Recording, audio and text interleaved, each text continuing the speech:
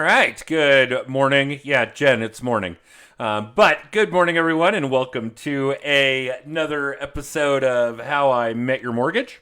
As always, I'm your host, Adam Smith, with Just the Tips Coaching. And with me, pretty much as always, is one of our other coaches, our marketing director, Jen Wayboer. Good morning, Jen. Good morning, Adam. It is morning here, Jen. It's morning where It you are, is too. morning. I know, but All it's right. not for the East Coast. All It's right. afternoon there. Well, and we figure most of these people are watching in syndication or listening to the podcast at off hours anyway, but it just feels strange to say anything but good morning. So we've got a great guest for you guys today. A well-known, and you guys all know at this point by watching or listening, that we've got a bit of a vetting process for our guests, so we know that William has been doing what William should be doing in his line of work. So William Kretzer, good morning. Welcome to the show. Hey, good morning. Thanks, guys, for having me. I appreciate it. No, my pleasure. You are actually a real estate consultant. Yeah. Well, yeah, exactly. Yeah. No, I like that title a lot. But yeah, give us some background about you, William. How did you get started? How long you been doing this? Memory serves you're with Keller Williams. Yeah. But that isn't the only company you've been with. So there's a lot to talk about. How you got in, what forced the change in companies, or why you did it. Yeah, give us some background, man.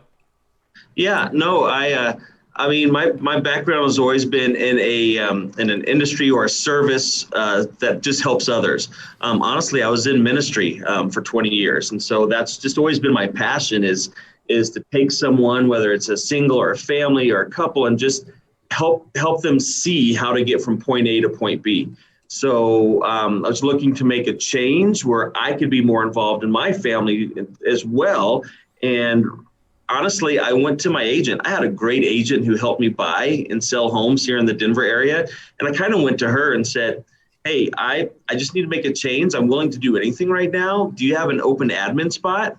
And she actually encouraged me, said, well, forget the admin spot. Why don't you just look into being an agent? Because you're great with people and you love helping people. And this is an industry where, you can continue to work out that passion. So that's kind of how I got started.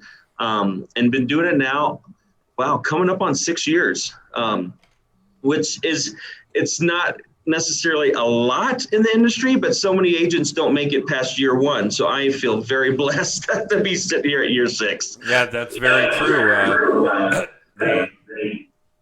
The information is undeniable, actually. I don't know what that was, Jen. 80, a little bit of interesting background noise. But yeah, the NAR stats don't lie. 80% fail within 2 years. Yeah. So yeah, to be still in the game and doing it with modicum of success after all this time, no question. So has it only been the 2 companies that you worked for in your career? Well, so actually I've always been with Keller. Oh, yeah. Okay, I thought there was we'll talk about, so everybody listening, agents, loan originators, other salespeople, make sure your Facebook profile, make sure all your social media profiles are accurate, up to date, synonymous, etc. Because William, I'm going to call you out here, says that you were with Coldwell Banker. Well, so here's what happened. All right. So I managed the agents on a team for about 2 years. It was called the Denver Realty Guru team. He was at Keller when I managed his team for him. And then his team dissolved. He went off to Caldwell. And so he's now at Caldwell. But I'm still here. So I appreciate you bringing that up. There's definitely some clarity around that. But that's why I kind of see myself more as a consultant today, because of the experience I had in managing other agents, that I just love to consult other agents and coach other agents as well as those clients out there, what they should be doing through this process. I love this because this is what we love to do. So give us some insight. What is it that you want to help other agents with? Well, definitely just help them understand what they need to be doing, because you probably had something similar when you took your license. What we do in real estate and what we study to pass, to be able to do it, it seems like 2 totally different things. And so when agents get out there and they get their license, they really say, what do I do next? they have no clue. They have no idea. None. So that's something that I'm also passionate about. It's like, hey, there's more than enough for everybody. This is what's worked for me. If it works for you, great. If not, let's explore that together on what we need to do to help you find what works for you and get you really going and get you started. I would say that that's all true and certainly fits a lot of the bill of what we're all about. We just kind of take all the bits and pieces that have given us a successful 20-year brokerage, and we teach everybody else what we've done. So, yeah, absolutely. But yes, you're out. Yeah, the thing that really hits the nail on the head here is that, when you go to real estate school, you learn about real estate, sort of. You learn about inspections and contracts and a lot of the logistics, although oddly enough, the logistics are actually things you could probably pay someone else to do. What you don't learn, what your job is, priority number one, is to generate leads.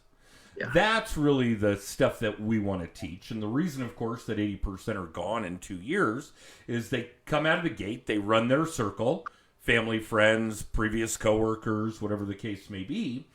And guess what? Aunt Ginny isn't buying a house every year. It doesn't work that way. So they've run their circles in that first 12 or 24 months, and now they have no idea how to get more business. And here's the kicker, guys. If you don't know the lead gen portion, if you don't know the sales portion, all those things you learned in real estate school don't matter because they don't exist. Without generating buyers and sellers, you don't have inspections. You don't have appraisals. You don't have final walkthroughs. You don't have closings, and you don't have any money. So, all of those things that you learned about in real estate school, all those things you thought were going to be factual when you decided to get in, that it was going to be flexible, your schedule is going to be flexible, and that you were going to make a lot of money, and you were going to be able to spend time with your kids, on and on. None of that exists. Well, I guess you would have a lot of time to spend with your kids. But none of that exists if you don't find buyers and sellers. Bottom line.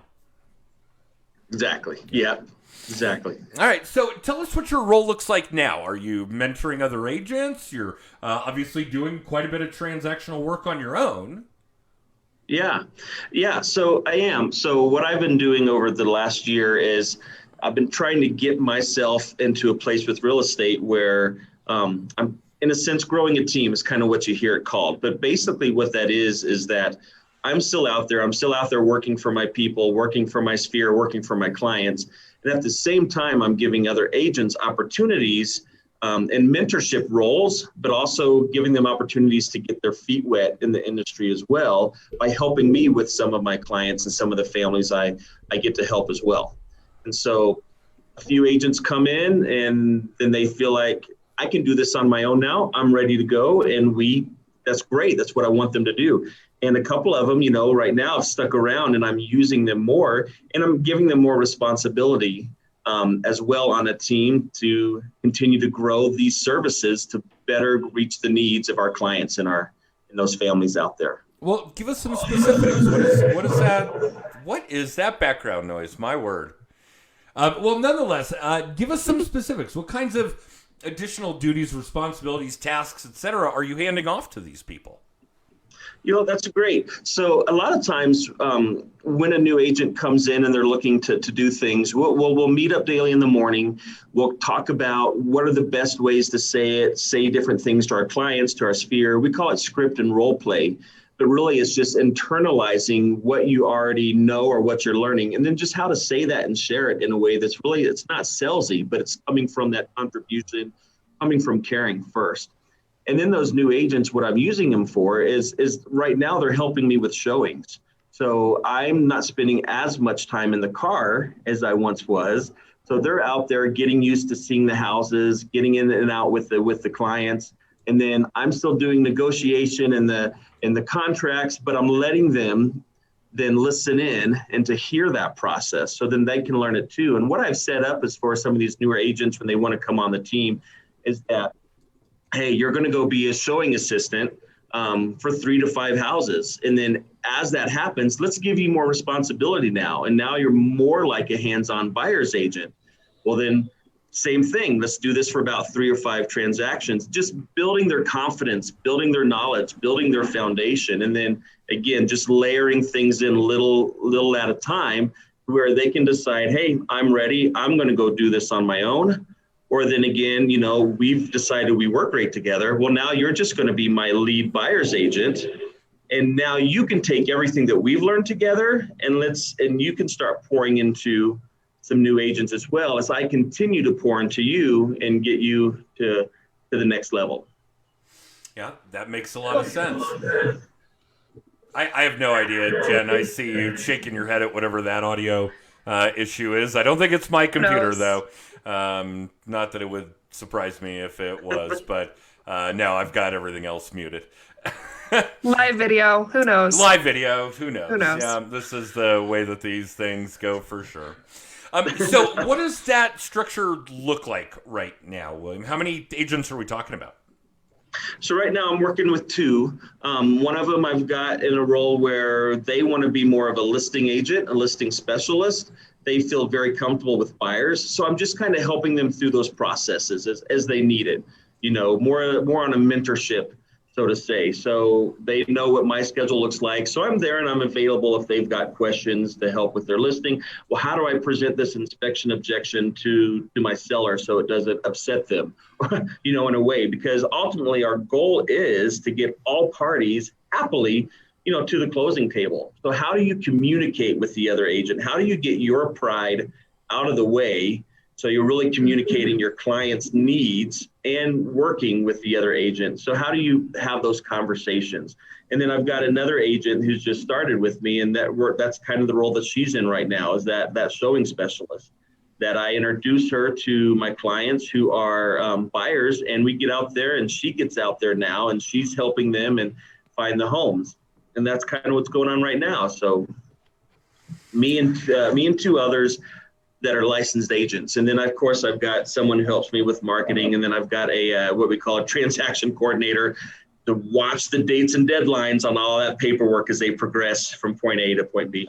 This is really, well, before we get too far down the road, no idea, Jen. Sorry. Before we get too far down that road, I do want to make sure our audience keys in on how valuable that bit about not letting your own pride get in the way of what's best for your clients. And of course, the whole mission here is to just take care of people. And if you guys keep that as your single purpose focus, the rest of this shit's going to fall into place. You're going to have more clients. You're going to make more dollars, so on and so forth. If you really focus on that taking care of people portion, no question. But this is really a cool structure. So for those of you listening, this is kind of the precipice of some good team building stuff. William's basically got a buyer's agent and a listing agent, or he's developing them into that.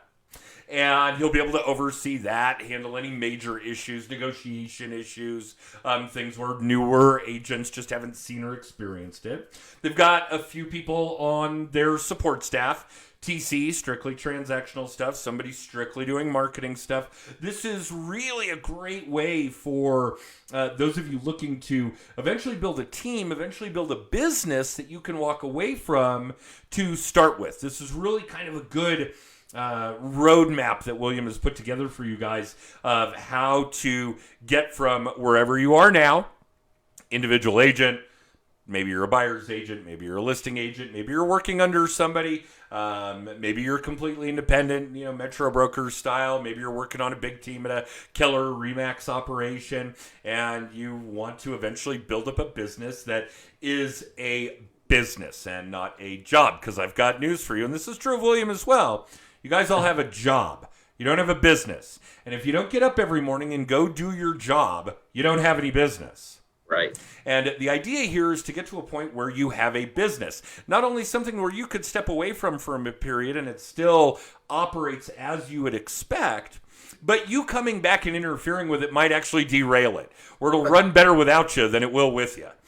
So that's really kind of the big picture, the long-term goal of what we do here at Just the Tips for our coaching clients. So yeah, for those of you that are, anywhere in between A and Z, really tune into what William has put together here for those first few logistical steps of building a business that someday he can actually step back from and just let it run.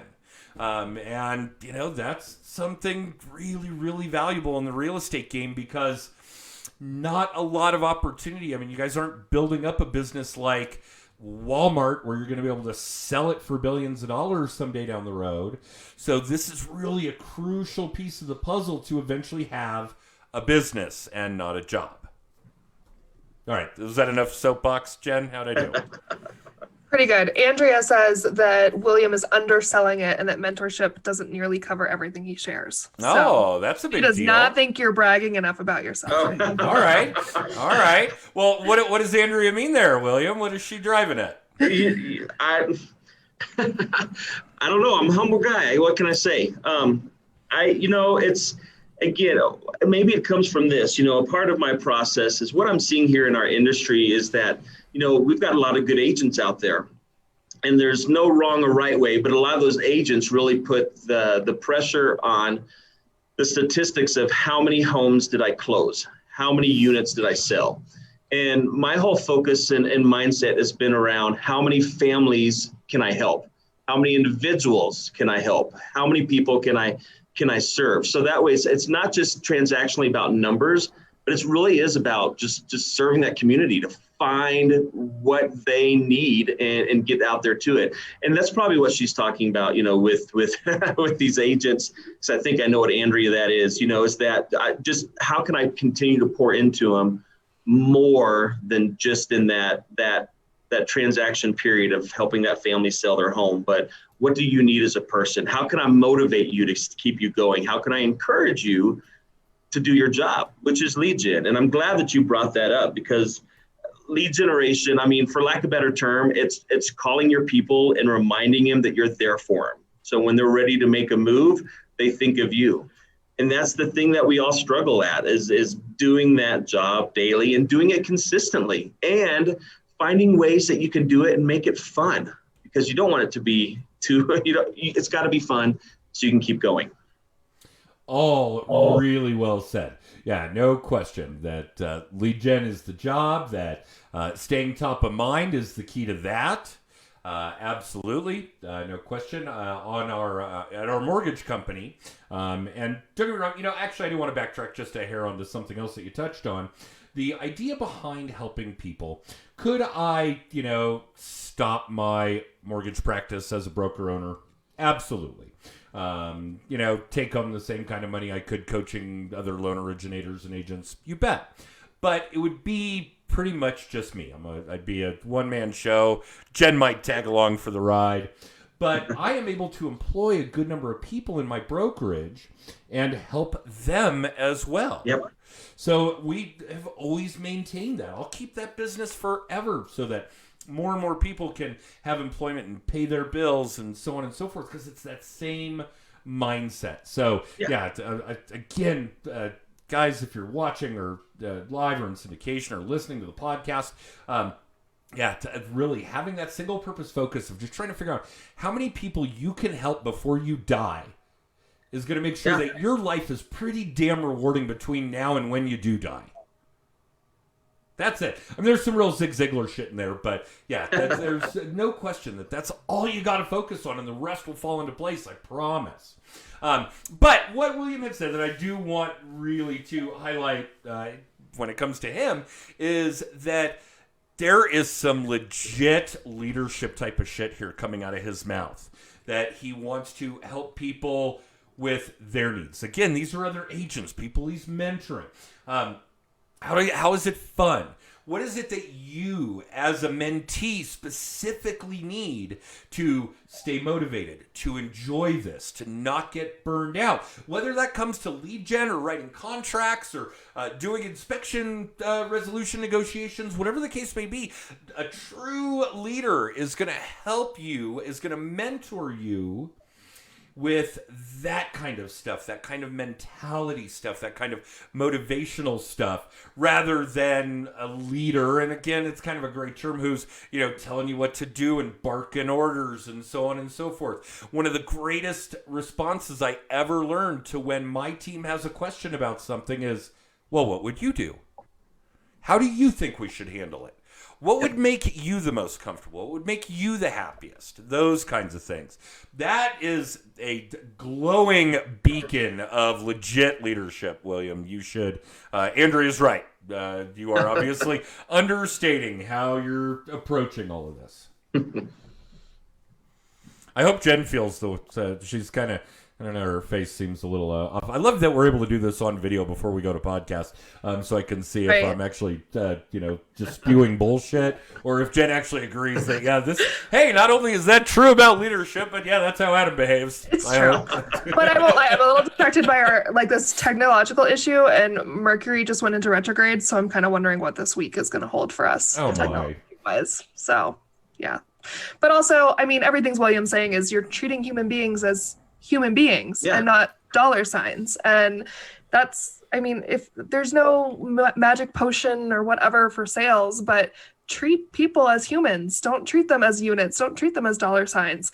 You're not saying you just want to help people get in homes. You're saying you want to help people in general. Yeah. If it's referring them to something else they need, then cool. You're still helping somebody. That's your goal. It's not necessarily dollar amounts and number of houses you move around. So it's pretty simple. Treat people like human beings and not dollars. And we haven't talked about this in a long time, Jen. I guess we just don't have anybody in our cycle, in our coaching program right now that would be receiving that information.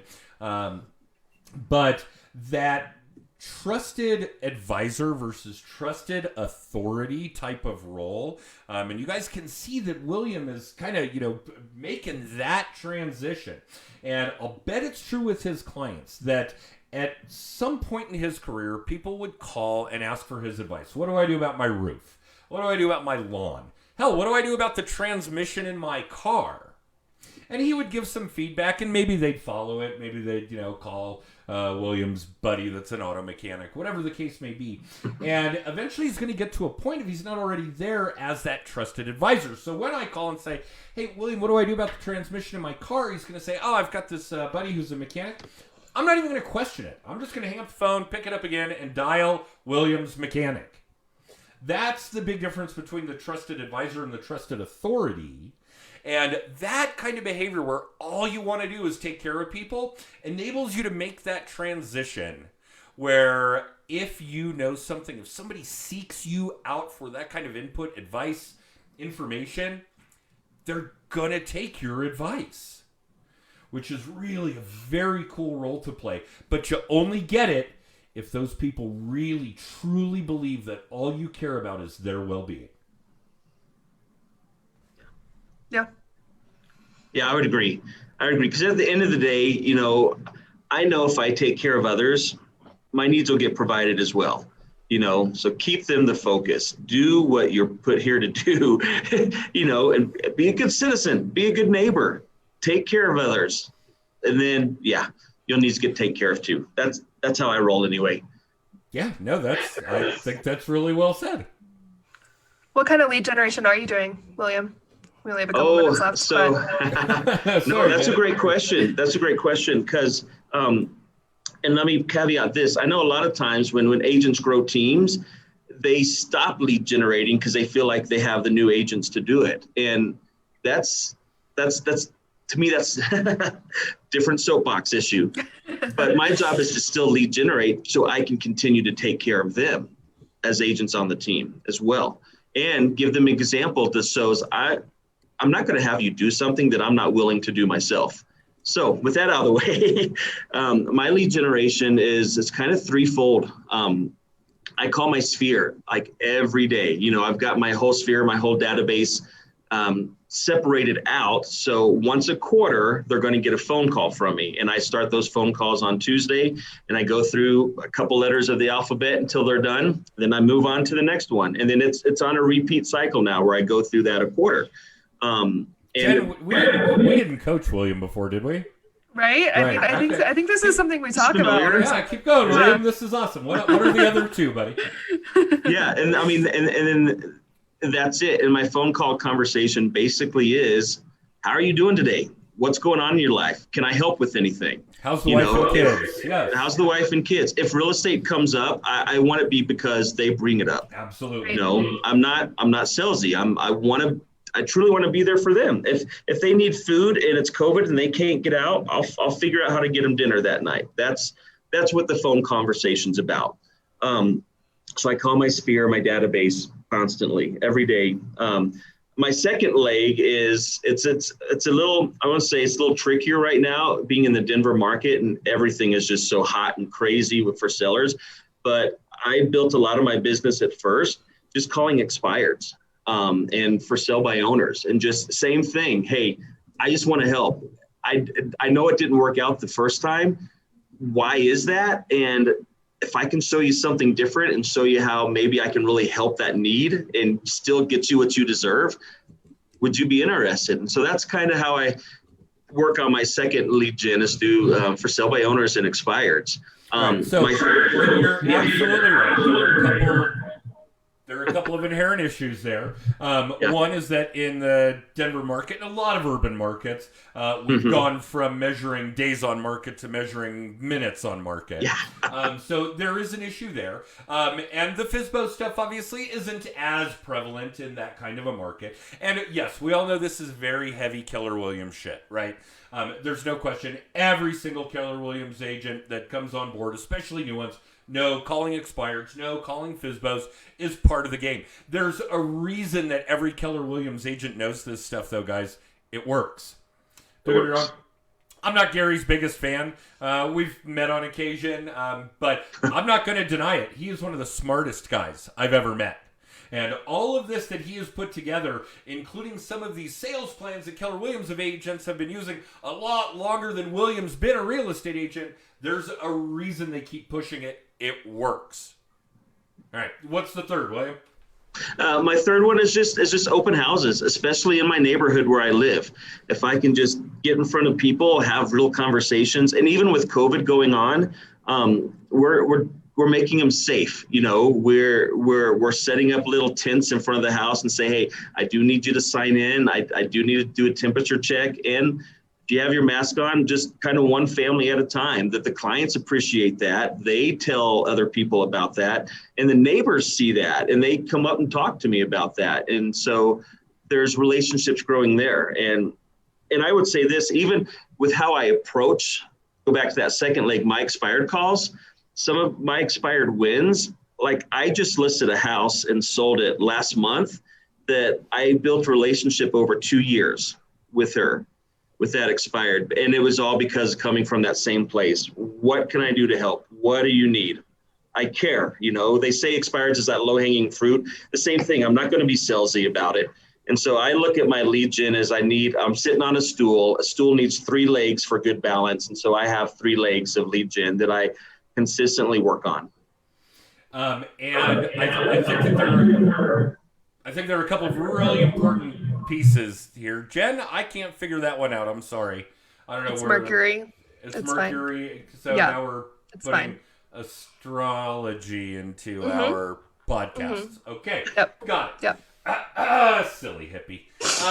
All right. So for those of you that are listening or watching, not only do I think open houses are a great activity for real estate agents, for a number of reasons, particularly in your neighborhoods, adding to your contact database, building up your audience, furthering relationships, getting to know your neighbors. Because, guys, we all know half the population of an open house are the neighbors, looking around, poking around. This is a big deal, but you want to become that trusted, respected expert in your neighborhood. You want to be the person who's on one side or the other of half the transactions in your neighborhood.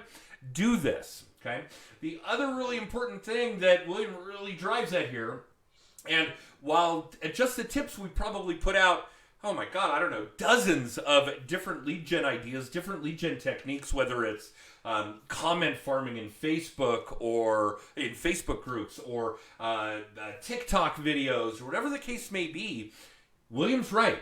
Every single successful client, myself included, part of my success is that I really grasped on to 3 ideas and just ran hard with them. And for me, just like William, it's the phone. I still make hundreds, literally hundreds of non-transaction related outbound phone calls every week. Number one. And it is likely responsible for at least a couple of deals a day. I probably pull down a couple of deals a day from those hundreds of phone calls every week. Okay.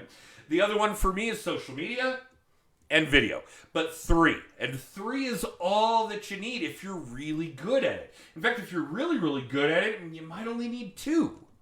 But yeah, I have to agree, William. I think that was one of the most profound things we've ever had a guest say that actually falls right in line with our methodology. You only need 3. Really grab onto 3 good lead gen ideas, tactics, techniques. It's all you need.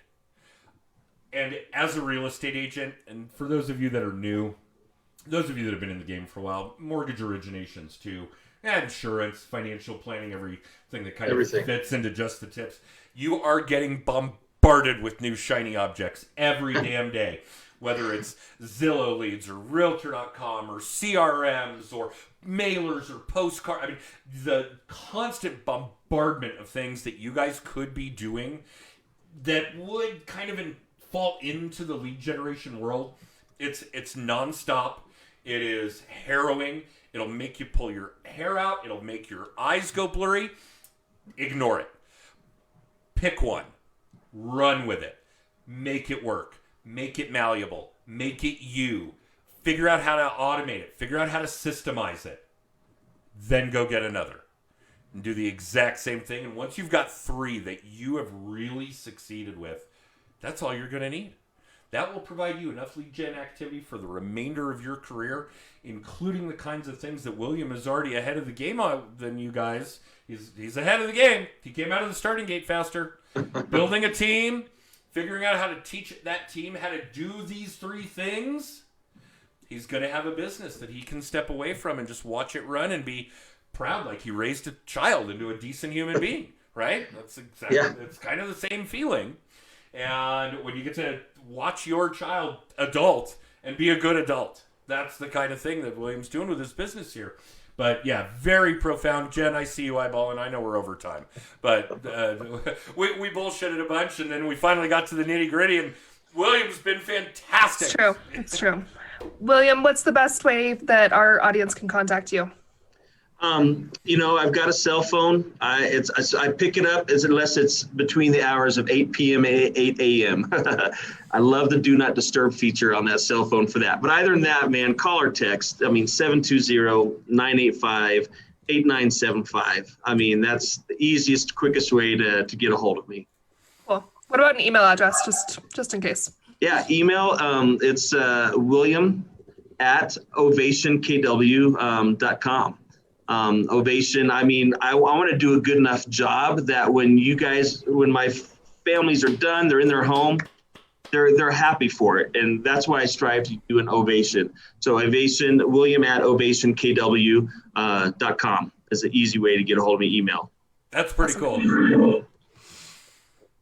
Awesome. Yeah. All right. Well, thank you, William. I can't express enough how great this has been. Who'd have known that our methodologies, our mentalities, our systemologies had been so in tune for some of this stuff, and sometimes we just got to get somebody on the show and shoot the shit for a half hour before we really realize how conducive it is.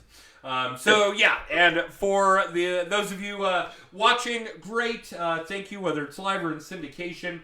If you want to see more episodes, if you want to hear them on the podcast, if you want to get our video blog, The Weekly Little Tip, if you want a copy of my book, Just the Tips, if you want to know more about the annual mastermind event. Jen, what am I missing here? I think you got it all that time. I think book a free hour with you of coaching. You can, yes. Yep. You can book a free hour. I promise that you'll get some good content out of that. Although, now, frankly, I'm just going to make William do it. Because you guys are obviously going to get good content there, too.